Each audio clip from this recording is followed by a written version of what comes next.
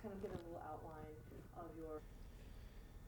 Today is November 10th in the year 2005. I'm Karen Herman with the Archive of American Television, and I'm here with Lee Adams at the house of Charles Strouse in New York City. So easy going. Okay, we're going to start right from the beginning. Our first question is, what was your name at birth? Leopold Richard Adams. I dropped the Leopold. That's my father's name, but it was too much for me. That was right from the beginning? Well, pretty much. When were you born? Well, I must tell you, I was born in 1924. That makes me 81 years old. I don't feel that old. I don't look that old, but I am, so. What date? August 14, 1924. Where were you born? Mansfield, Ohio, the great heartland. Is that where you grew up? Yeah. I had one of those Norman Rockwell childhoods, small town, prosperous little small town. Now they're all falling apart, of course. But it was a very nice, middle class, growing up childhood. What was your father's name? Leopold Adams, he was a doctor. And your mother, her name? Her name? Florence Adams. Did she work? No. An old-fashioned housewife. Did you have any sisters or brothers? One brother, he died fairly young. What were your hobbies growing up as a kid? Hobbies? Reading, writing.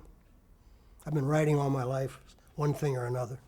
What kind of things did you write when you were young? Oh, you try poetry, you try short stories, stuff like that. What were your literary interests as a kid? Well, pretty general, I think. I read widely, all kinds of stuff. I didn't get involved in lyrics till I was at Ohio State doing undergraduate work. And at that time, Cole Porter's Kiss Me Kate came out on records. That just blew me away. The work in that score, you know the score, it was so brilliant. I thought, boy, lyrics, that's exciting. Let me try that. So, shall I go on? So I wrote an undergraduate musical at Ohio State, one of those shows, 6 songs in a production called Howdy Stranger. I shudder now to think how bad it was. It was really terrible. But I wrote it. Then I came to New York to get my master's in journalism at Columbia, which I did. And while I was here, I met Charles Strouse through a friend. So I'd written these college lyrics, and my friend said, now, this is a young composer, and he may be looking for a lyricist. So why don't you meet him? So I went to Charles's house, and here was this young guy.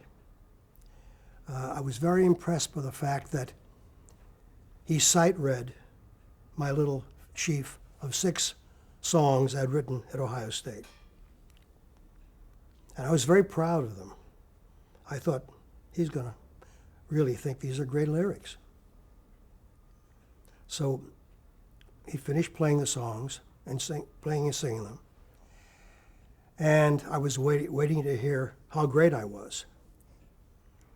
And Charles said, do you really want me to be honest about these lyrics? I said, yes, sure. Well, he said, and then he started, going through each song, pointing out my bad rhymes, my prosody being bad, the accents being off on the music. And he demolished this score. And I was furious. I was embarrassed, hurt, and I stamped out of there, went back to my basement apartment on the Upper West Side. I was in college at Columbia at the time. And at 2 in the morning, I got up and I got those songs out again and looked at them. He was right. I thought, there's an honest guy and a smart guy, so maybe I should cultivate him.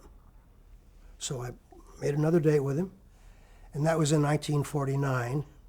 We're still friends and we're still working together. Yeah, we'll talk a lot more about that when we put you two together. Okay. All right. Now you were pursuing journalism. Is that what you wanted? Is that something that you wanted to do? That was what I was doing. I worked a little newspaper job in Columbus, Ohio for a while. Then after Columbia, when I had my journalism degree, I had various jobs. I was a radio interviewer, pre-interviewer for somebody. Then I became a magazine editor and writer. For what magazine? I was on This Week, which was a Sunday supplement at the time. This was in the 50s. It was a very popular Sunday supplement. I was an articles editor there for 3 years. And as a matter of fact, I wrote Bye Bye Birdie on This Week stationery. I would get in the office early in the morning, write my lyrics. 9 o'clock would come, I'd put them aside and go back to being an editor. Good experience. Now, was being a lyricist, was that what you really wanted to do? Was that? By then, yes. Yeah, I got very interested in it. And Charles and I had been working together in the 50s. And finally, in 1960, my first show happened, and I was able to stop being a magazine editor. How would you describe your style? My style as a lyricist? Colloquial, I'd say. The trick in writing theater lyrics, to me, that's mostly what I've done, is getting inside the skin of the character, getting inside that character's head, and trying to come up with a song that character would sing. It's harder than it looks. I mean, it's tricky. And if you really get inside that character, the vocabulary becomes his vocabulary. That's what you try to do. Now, how long does it take you to do something like that? Do you have to do it? Do you write a lot of different drafts? Do you Sure. sit with it? Do you keep Oh, it? sure. It takes me anywhere from a few days to a few weeks to finish a lyric. But of course, when you're collaborating, you go back and forth. Do you do any specific research, historically or otherwise? Sure. Charles and I wrote a show in England called I and Albert, the life story of Queen Victoria. I researched something like 50 books for that job. And how did you go about the research? Just began reading about Victoria, her time, England at the time, lots of biographies of the people she worked with. It was fascinating. I love research. And if you're writing a contemporary piece, you don't need to do much research. You're living in the time and you're writing it. And then how do you usually work with a composer? I like to work first if possible. If Charles and I are writing a show, we discuss a scene, try to figure out if a song goes in the scene. If so, where it goes, what it says. Then maybe we're lucky we'll get a title. And after you work with a guy for a long time, a title means more than just a few words. You get the idea, the feel of what it's going to be. I go off and write a lyric. I come back. The composer criticizes it. We talk it over. Perhaps I go off and rewrite it. Come back again. Maybe he likes it better this time. Then he writes a tune. I come back again. We hack it over together. Different ways. Although often a composer will have a tune in his drawer that seems to fit a scene in a show.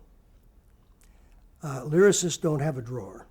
Lyricists can't really keep old lyrics. So this tune may fit this scene, then I'll write the lyric to that tune. Works different ways. It's probably an unfair question, but do you have a favorite of all of the lyrics that you've written over the years? Oh gosh. I have a few favorites. There's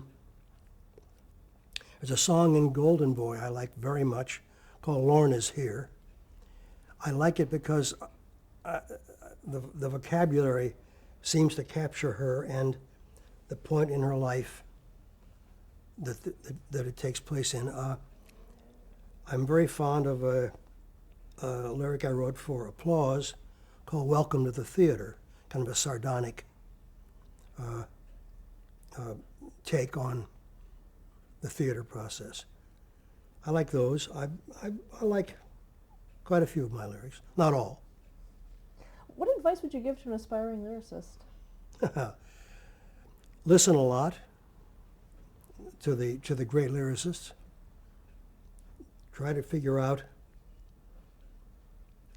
what you can do in your own, what your capacity is, what you're best at doing. And it's very difficult now for, especially a theater lyricist, to get going. In the old days, and they are old days, there were places to go to learn your craft. You could go to summer stock and write shows, which we did. Now the venues are small, slim. It's hard to find a spot to start to learn to do your work. How has the Broadway experience changed since you started? Oh, it changed immensely. When we started in 1960 with Bye Bye Birdie, shows cost much, much, much less than they do now. Bye Bye Birdie came to Broadway for $300,000. That wouldn't even buy the costumes today for a musical. Also, more recently, the Disneyfication of Broadway has changed things a lot. And also now, something also new is the jukebox musicals, that the Mamma Mia syndrome. It's made a whole bunch of musicals that don't work. Just taking a songwriter's songs and making a plot around them doesn't seem to work very well.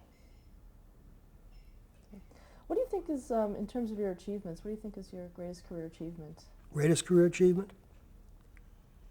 Well, I guess probably Birdie, because you never expect to write what's become a classic. We wrote that in it got on Broadway in 1960, and it's now 2005, and it's still going. It's the most done musical in schools. It buys my bread and butter and pays my rent. It just seems to be a show that works and keeps working. So I guess that's probably my greatest achievement. I don't know. It's one of the shows I'm proudest of is the show we did in England called I and Albert.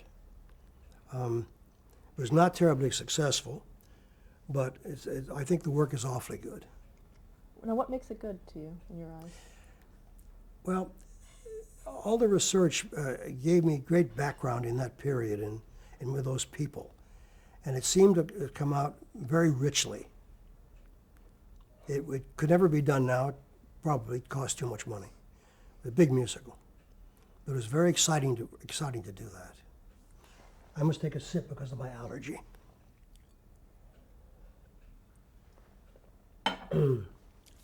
Any regrets in your career? Regrets? Sure. You regret each flop. Everybody has hits and flops, as you know. You work just as hard on a show that doesn't happen as a show that does. Regrets. Well, I regret not having more hits, like I said. I have no other regrets. I have a very good life, and I feel good. Okay, thank you very much. Next time we see you, you'll be together with Mr. Strauss. Terrific.